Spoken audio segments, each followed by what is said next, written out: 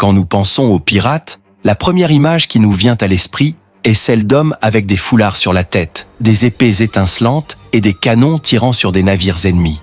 Cependant, la réalité quotidienne d'un pirate était très différente de celle que nous montrent les films. La vie en haute mer n'était pas composée uniquement de batailles et de pillages. En fait, ces moments étaient rares comparés aux longues journées passées à naviguer.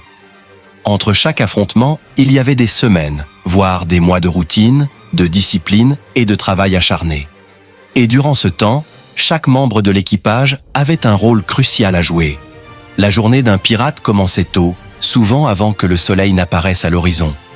La cale du navire était sombre et humide, et les cabines, si l'on pouvait les appeler ainsi, étaient des espaces réduits avec des couchettes étroites ou de simples hamacs. Dormir était un luxe constamment interrompu par le craquement du bois, le fracas des vagues et le va-et-vient incessant du navire.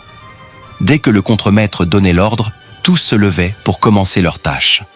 L'un des travaux les plus courants était l'entretien du navire. Un bâtiment pirate était en détérioration constante. Le sel corrodait le métal, l'humidité faisait gonfler le bois et les voiles s'usaient rapidement avec le vent. Chaque matin, certains hommes se chargeaient de gratter la coque pour éliminer les coquillages et les algues qui réduisaient la vitesse du navire. D'autres vérifiaient cordages et nœuds, remplaçaient les parties endommagées et renforçaient celles les plus exposées à la tension. Le gréement, pour sa part, nécessitait des réparations continues. Les marins, experts en couture, passaient des heures à repriser des pièces pour éviter que le vent ne déchire les voiles au milieu d'une traversée. Pendant ce temps, un autre groupe s'occupait du nettoyage. Bien que cela puisse sembler une tâche mineure, maintenir le navire propre était essentiel pour la santé de l'équipage. La saleté accumulée attirait rats et insectes, et les maladies pouvaient se propager rapidement dans un espace réduit. Seaux d'eau salée, balais et brosses étaient des outils indispensables pour frotter le pont et éliminer tout reste de nourriture ou de saleté. Mais tout n'était pas un travail physique pénible. La navigation était l'une des tâches les plus importantes et nécessitait de la précision. Le timonier, guidé par le capitaine ou le pilote, devait maintenir le cap en utilisant compas, carte marine et observation des étoiles. Ce n'était pas une tâche facile, surtout les jours nuageux ou en pleine tempête, lorsque la visibilité se réduisait et que la moindre erreur pouvait dévier le navire de dizaines de kilomètres. L'organisation des quarts faisait également partie de la routine. L'équipage se divisait en tours afin qu'il y ait toujours des hommes en surveillance et en contrôle du navire. Pendant la nuit, le silence n'était interrompu que par le bruit de la mer et les pas des guetteurs parcourant le pont. En haut du mât, le vigie scrutait l'horizon à la recherche de voiles ennemies, de tempêtes ou de terre ferme. L'alimentation occupait une autre place clé dans la journée des pirates. Préparer la nourriture était un défi. Il fallait le faire avec des ressources limitées et dans un espace réduit appelé cambuse. Le cuisinier, souvent l'un des marins les moins aptes au combat, devait s'ingénier à nourrir tout l'équipage avec des rations mesurées et bien souvent peu appétissantes. Biscuits durs, viande salée, poissons séchés et légumineuses constituaient le pain quotidien. L'eau douce était rationnée strictement et, lorsqu'elle commençait à manquer, on la mélangeait avec de l'alcool pour éviter qu'elle ne se gâte. L'entraînement faisait également partie de la journée. Les pirates ne pouvaient se permettre de perdre leur habileté dans l'usage des armes. C'est pourquoi ils s'exerçaient avec épée, couteau et pistolets à silex. Les manœuvres d'abordage étaient répétées afin que, le moment venu, chaque homme sache exactement quoi faire et où se placer. Ces exercices servaient non seulement à améliorer la dextérité, mais aussi à maintenir le moral élevé et à renforcer l'esprit d'équipe. Malgré la discipline, il y avait toujours des moments de loisirs et de socialisation. Dans leur temps libre, les pirates jouaient aux cartes, racontaient des histoires, chantaient des chansons marines ou sculptaient du bois pour fabriquer de petites figurines. La musique était une partie importante de la vie à bord. Un simple tambour ou un violon improvisé pouvait transformer une nuit tranquille en petite célébration. Une autre des tâches essentielles était la révision de l'armement. Les canons devaient toujours être prêts à tirer, ce qui impliquait de les nettoyer après chaque usage et de s'assurer que la poudre restait sèche. Les épées et les couteaux étaient régulièrement aiguisés et les pistolets vérifiés pour éviter les défaillances du mécanisme à silex. Dans un combat, Une arme en mauvais état pouvait être aussi dangereuse pour son porteur que pour l'ennemi. Bien entendu, un œil restait toujours attentif aux pillages potentiels. Même si la plupart du temps aucun navire ennemi n'était rencontré, les guetteurs restaient à l'affût de toute embarcation pouvant être une cible rentable. Lorsqu'une proie était repérée, la routine changeait complètement. Des ordres rapides étaient donnés, les voiles ajustées et les armes préparées. Le calme quotidien se transformait en un tourbillon d'activités. Mais même sans ennemis en vue, la mer présentait ses propres défis. Les tempêtes pouvaient surgir de nulle part, obligeant tout l'équipage à travailler ensemble pour sécuriser le navire. Dans ces moments-là, le jour et la nuit se confondaient. Les ordres du capitaine étaient criés par-dessus le rugissement du vent, et chaque homme luttait pour garder l'équilibre, alors que le pont se transformait en terrain glissant couvert d'eau salée. Cet ensemble de tâches faisait de la vie d'un pirate une existence dure, exigeante et souvent épuisante. Il n'y avait pas de place pour la paresse. Chaque membre dépendait des autres pour survivre, et bien que les batailles et les trésors fussent l'objectif final, la véritable vie pirate se construisait dans ces longues journées de travail constant en haute mer. Au milieu de cette routine implacable, certaines tâches nécessitaient une attention particulière et, d'une manière ou d'une autre, rythmaient la vie à bord. L'une d'elles était la gestion des vivres et provisions. Bien que nous ayons déjà parlé de l'alimentation quotidienne, derrière chaque ration servie se cachait un travail minutieux qui consistait à vérifier les réserves, les redistribuer et prendre des décisions pouvant faire la différence entre survivre ou mourir de faim. Le responsable de la cale devait veiller à ce que les barils d'eau douce soient bien scellés et que les aliments secs restent à l'écart de l'humidité et des nuisibles. Cela n'était pas toujours possible. Plus d'une fois, en ouvrant un baril de farine ou de biscuits, on découvrait une colonie d'insectes qui obligeait à jeter une partie de la nourriture ou, pire encore, à la manger telle quelle. La faim ne connaissait pas de délicatesse.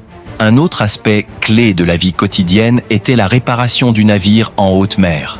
Bien qu'il s'agisse d'embarcations robustes, les longs voyages et les intempéries provoquaient des dommages inévitables. Une planche desserrée, une infiltration ou une voile déchirée pouvait se transformer en problème grave si on ne s'en occupait pas à temps. Les charpentiers de bord travaillaient sans relâche lorsqu'une avarie surgissait. Ils coupèrent du bois, ajustaient des clous et bouchaient les fissures avec de la braie chaude. L'odeur du bois fraîchement coupé et de la résine se mêlait au sel qui imprégnait l'air. Les pirates consacraient aussi une partie de leur journée à planifier les routes. Bien que le capitaine prît généralement les décisions finales, il consultait souvent le pilote et les marins les plus expérimentés. Tracer un itinéraire n'était pas aussi simple que de pointer vers une destination. Il fallait prendre en compte les courants marins, les vents dominants, les zones contrôlées par les ennemis et les ports alliés où l'on pouvait se réapprovisionner. De plus, il y avait toujours la tentation de dévier si des rumeurs circulaient sur un navire marchand chargé de richesses. Pendant les longs trajets, maintenir le moral était un défi constant. La vie en mer était monotone et la cohabitation forcée dans un espace réduit pouvait générer des tensions. Les chefs savaient qu'un équipage démotivé était dangereux. Le mécontentement pouvait mener à l'indiscipline ou, dans les cas extrêmes, à une mutinerie. C'est pourquoi on encourageait des activités comme des compétitions de force, des séances de musique ou même de petites mises en jeu dans des parties de hasard. L'humour et les plaisanteries entre compagnons étaient un soulagement face à la dureté du quotidien. Une autre facette moins connue de la routine pirate était l'entretien de la santé. À une époque où la médecine était rudimentaire, toute blessure ou maladie pouvait devenir mortelle. Le chirurgien de bord, lorsqu'il y en avait un, soignait les coupures, traitait les brûlures et retirait les balles de plomb, souvent sans anesthésie. Il devait aussi gérer les maladies courantes comme le scorbut, que l'on combattait avec des fruits et des légumes frais lorsqu'on pouvait s'en procurer, ou avec des remèdes improvisés tels que des infusions de plantes. Non moins importante était la gestion du butin. Bien que le pillage ne survint pas tous les jours, lorsqu'un navire ennemi était pris, il fallait classer et distribuer le butin de manière organisée. Or, argent, bijoux, étoffes, armes et provisions étaient inventoriés. La distribution suivait des règles claires établies dans le code pirate. Le capitaine recevait une part plus grande, mais tous les hommes avaient droit à une portion, y compris ceux blessés durant l'action. Les jours tranquilles, la vigilance restait une priorité absolue. La mer pouvait sembler infinie et vide, mais il suffisait d'un changement à l'horizon pour que le calme se rompe. Les vigies, juchées dans la hune du mât, passaient des heures à scruter l'horizon. Toute voile lointaine, une colonne de fumée ou le reflet du soleil sur une coque pouvaient être les signes qu'un navire approchait. Alors, la chaîne de communication s'enclenchait. Du vigie au timonier, puis du timonier au capitaine, afin de décider de la marche à suivre. Sur un plan plus personnel, beaucoup de pirates investissaient du temps dans l'entretien de leurs biens. Un couteau bien aiguisé, une paire de bottes solides ou une cape imperméable pouvaient faire la différence entre le confort et la misère. Certains transportaient même de petits coffres contenant des souvenirs de la terre ferme, des lettres, des photographies ou des amulettes. Ces objets servaient de lien avec leur vie passée et de source de motivation pour supporter les épreuves de la mer. Bien sûr, la vie pirate n'était pas faite que de discipline et de travail. Il y avait aussi des moments de pure camaraderie. Les nuits claires, l'équipage se réunissait sur le pont pour raconter des histoires, certaines réelles et d'autres embellies de fantaisie. Les récits de monstres marins, d'îles mystérieuses et de trésors maudits circulaient de bouche en bouche, nourrissant l'imagination et l'esprit d'aventure. La lumière des lampes à huile illuminait les visages tannés par le soleil, et le bruit des vagues accompagnait chaque mot. Mais la routine pouvait changer en une seconde si l'ordre de se préparer au combat surgissait. Même sans ennemis en vue, on organisait des exercices, on chargeait les canons, on distribuait les armes et on répétait les manœuvres d'abordage. Ces entraînements maintenaient l'équipage en état d'alerte et prêt à réagir rapidement. À travers toutes ces activités, le leadership du capitaine était fondamental. Un bon capitaine savait équilibrer autorité et proximité, gagnant le respect et la loyauté de ses hommes. Tous n'y parvenaient pas. Les capitaines tyranniques pouvaient maintenir le contrôle par la peur, mais couraient le risque d'être renversés si l'équipage décidait qu'il était temps de changer. Enfin, il existait des tâches qui ne se réalisaient qu'à des moments précis, mais qui étaient décisives, comme la vérification de la cargaison avant une tempête. Si la mer commençait à s'agiter et que le ciel s'assombrissait, tout devait être sécurisé, barils, caisses, canons et cordages. Une cargaison mal arrimée au milieu d'une tempête pouvait provoquer de graves accidents, voire faire couler le navire. En résumé, le quotidien d'un pirate était rempli de responsabilités variées et essentielles. Loin de l'image romantique d'aventures constantes, la véritable vie pirate était un mélange de travail acharné, de vigilance permanente et d'une cohabitation intense dans un environnement hostile. Cette capacité à s'adapter à n'importe quelle situation, à trouver un moment de repos au milieu de la routine et à être toujours prêt pour l'action, c'était ce qui maintenait l'équipage en vie et uni dans son voyage interminable sur les vagues. Bien que la plus grande partie de la routine pirate fût marquée par le travail et la vigilance, il y avait quelque chose qui définissait ces équipages plus que tout le reste, leur capacité à s'adapter aux imprévus. La mer ne pardonnait pas et chaque jour apportait ses propres défis. Cette adaptation n'était pas un talent inné. Elle se forgeait avec l'expérience, par la répétition des manœuvres et par l'apprentissage collectif de l'équipage. L'un de ces défis fréquents était le nettoyage du navire. Cela pouvait sembler trivial, mais dans un espace réduit avec des dizaines d'hommes, maintenir un minimum d'hygiène était vital pour éviter les maladies. Le pont devait être balayé et récuré afin d'éliminer le sel accumulé et tout reste de poisson ou de viscères après les repas. Dans la cale, les marins vérifiaient qu'il n'y eut pas d'eau stagnante, car celle-ci attirait insectes et rats. Les voiles et les cordages demandaient également des soins. S'ils restaient humides trop longtemps, ils pouvaient pourrir et devenir inutilisables à un moment critique. La mer n'était pas non plus un lieu silencieux, et les sons du navire faisaient partie de la vie quotidienne. Le craquement du bois, le choc des vagues contre la coque et le sifflement du vent étaient comme une horloge invisible qui marquait les heures. Certains pirates apprenaient à détecter des changements dangereux du climat ou de l'état du bateau uniquement en écoutant ces sons. Un craquement plus fort que d'habitude pouvait signifier qu'un mât était sous tension ou qu'une jointure de la structure cédait. L'après-midi, lorsqu'il n'y avait pas de danger immédiat, l'équipage pouvait se consacrer à des travaux plus spécialisés. Les armuriers, par exemple, s'occupaient d'entretenir les pistolets à rouet et les mousquets en parfait état, les démontant, les nettoyant et vérifiant que la poudre restât sèche.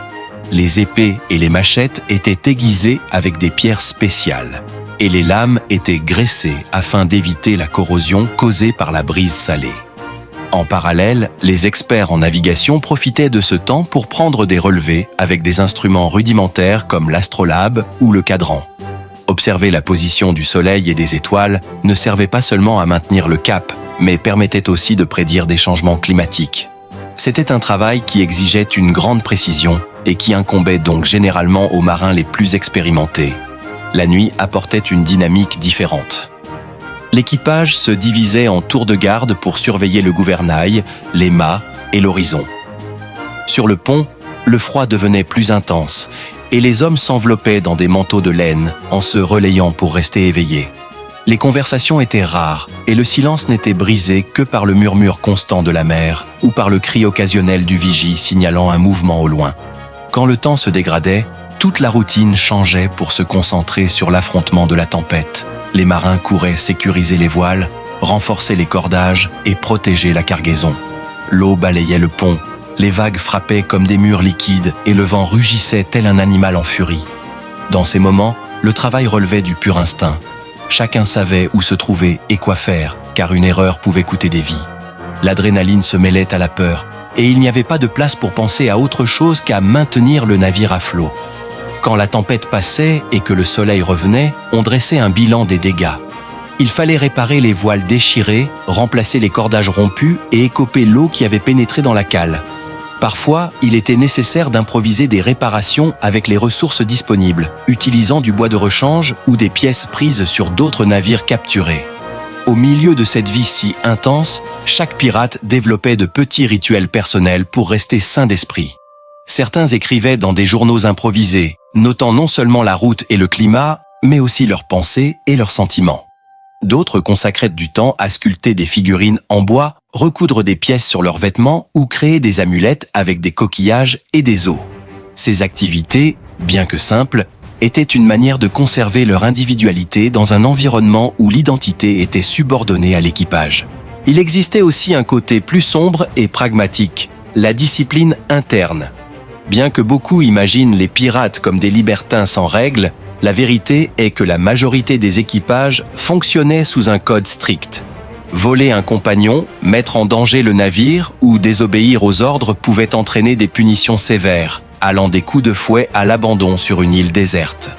La justice pirate était rapide et, dans bien des cas, implacable.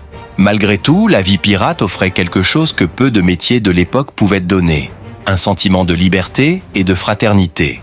À terre, les classes sociales étaient rigoureusement marquées, mais en mer, un esclave fugitif pouvait devenir timonier et un paysan pauvre pouvait amasser une petite fortune. Ce mélange d'origines créait une communauté unique, unie par le danger et par la nécessité de faire confiance aveuglément à son voisin. Les journées se répétaient, mais elles n'étaient jamais identiques. Chaque aube pouvait apporter le calme ou le chaos, le butin ou la faim, la gloire ou la tragédie. Et c'est dans cette incertitude que résidait le véritable esprit pirate. Vivre le présent, car l'avenir était toujours incertain. Entre manœuvres de navigation, réparation, surveillance et moments de repos, le temps s'écoulait sans que personne ne puisse le mesurer comme sur la terre ferme. Il n'y avait ni semaine ni mois, seulement des voyages, des aventures et l'incessant balancement de la mer. Lorsque le moment d'apercevoir la terre arrivait enfin, la routine se transformait complètement. Tout le navire se préparait pour le débarquement. On vérifiait les armes, on sécurisait le butin et on organisait des groupes pour aller à terre. Certains cherchaient taverne et divertissement, d'autres en profitaient pour commercer ou obtenir des vivres frais.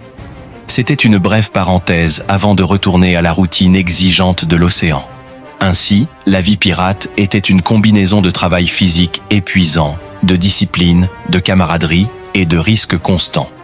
Elle ne ressemblait pas aux légendes romantiques racontées par le cinéma ou les livres. Elle était bien plus crue, mais aussi plus réelle. Les hommes qui avaient vécu sous le drapeau noir savaient que chaque jour pouvait être le dernier. Et peut-être pour cette raison, le vivaient-ils avec autant d'intensité. La mer n'était pas un décor, c'était leur foyer, leur champ de bataille et, bien souvent, leur tombe.